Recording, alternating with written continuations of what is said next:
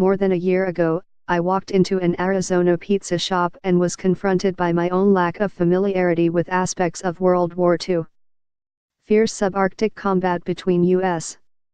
soldiers and Japanese troops on Alaskan islands seized by Japan. U.S. troops using code words in letters to explain to each other where they were deploying while bypassing military censors. Californians sitting silently in the night, uneasily listening for the sound of Japanese bombers. Those sorts of things are only glanced upon in American history books, at best.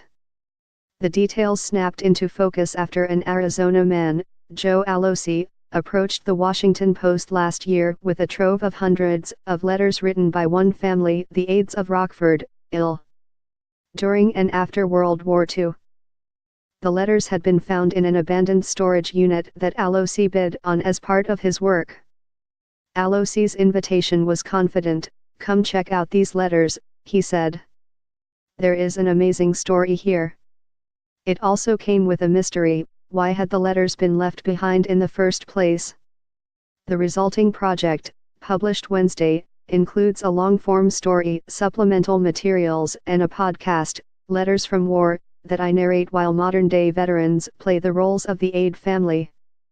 Collectively, the assignment includes work from more than a dozen editors and designers, in addition to my own reporting.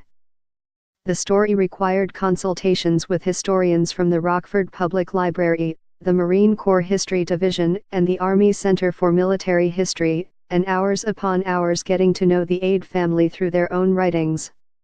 It also needed documents, obtained through the Freedom of Information Act, which paint a picture of how difficult it was for one of the brothers to cope with the psychological wounds of war after he returned home. The project took me back 2 more times to Bella Pizza and Pasta in Mesa, Arizona, where Joe's wife works. The lasagna is highly enjoyable, by the way. By my 3rd visit, I had located the Aid brothers' closest surviving family member, Vicky Van Huysen, and she sat down with us and filled in more gaps about who the brothers were while getting her own first glimpse at the letters. From a factory town in the heartland, 3 out of 4 brothers joined the military, 2 saw combat and 1 was wounded twice, in 2 separate battles in the Pacific.